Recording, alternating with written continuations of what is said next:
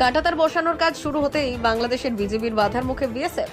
প্রশাসনকে সঙ্গে নিয়ে বিজেপিকে রুখে দেওয়ার হুমকি সীমান্ত পারের ভারতীয়দের।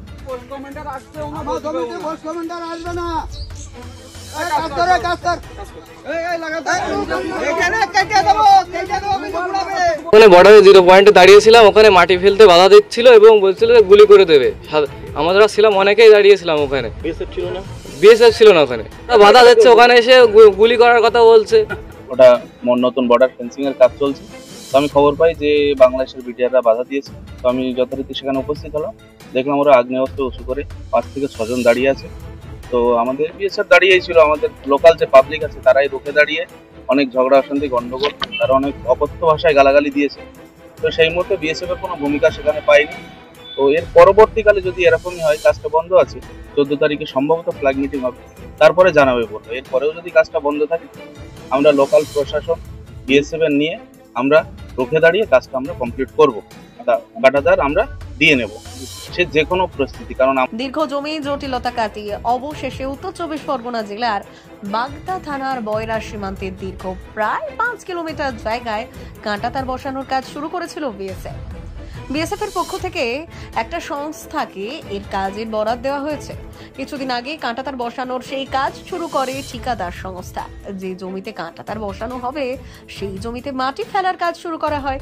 অভিযোগ, বয়রা গ্রাম পঞ্চায়েতের লক্ষ্মীপুর বিওপির কুলনন্দপুর এলাকায় মাটি ফেলার কাজ শুরু করতেই বাধা দেয় বাংলাদেশের বিজেপি। এলাকাবাসীদের অভিযোগ, বর্ডার গার্ড বাংলাদেশের সদস্যরা কপোতাক্ষ নদীর ওপার থেকে কাজ বন্ধ করতে বলে। এমনকি ভারতের সাধারণ গ্রামবাসীর দিকে বন্দুক তাক করে বিজেপি। কাজ বন্ধ না করলে গুলি করারও হুমকি দেয় বলে অভিযোগ। সেই সময়ে কাঁটাতার বসানোর কাজ বন্ধ রাখে বিএসএফ। বর্ডার গার্ড বাংলাদেশের বাধা দেওয়ার সেই ছবি ভাইরাল। এই ছবিতে স্পষ্ট বোঝা যাচ্ছে বিএসএফ এর কাঁটাতার বসানোর কাজে বাধা দিচ্ছে বিজেপি। পাল্টা এপার থেকেও প্রতিবাদ জানায় এই দেশের সাধারণ গ্রামবাসী। প্রশাসনকে সঙ্গে নিয়ে বিজেপিকে রুখে দেওয়ার হুমকি সীমান্ত পারের ভারতীয়দের। সময় এসে 3 গাড়ি ফেলেছে, বিডিআর এসে অবজেকশন করছিল, তারপরে আবার আমরা কিছুক্ষণ থেমে প্রধান টন্দা নিয়ে এসে গুছিয়ে আবার মাটি ফেলে চলে গিয়েছে। ভারতের জায়গা তো বাধা দিচ্ছে, ওদের বলছে এখন আমরা আপাতত মিটিং ফিটিং করবো, তারপরে আমরা আবার জানিয়ে। হ্যাঁ, আমরা গ্রামে যখন ছিল ওখানে বিডিআর এই বিএসএফ এর লোকজন ছিল, আরও পাবলিক ছিল, ওদেরকে তাড়া করেছে, ওরা চলে গিয়েছে। মাটি দিয়ে দিতে বাংলাদেশের বিজেপি এসে কাজটাতে বাধা দেয়। বিজেপিদের বক্তব্য ইন্টারন্যাশনাল যে নিয়ম আছে সেটা না মেনে আমরা কাজ করছি, কিন্তু আমরা ভারতীয়, আমাদের নিজস্ব ভূখণ্ড, আমাদের নিজস্ব জমিতে আমরা কাঁটাতার দেব না কি করব সেটা আমাদের ব্যক্তিগত ব্যাপার। এলাকার গ্রামবাসীরা বিজেপির বিরুদ্ধে রুখে দাঁড়ায়।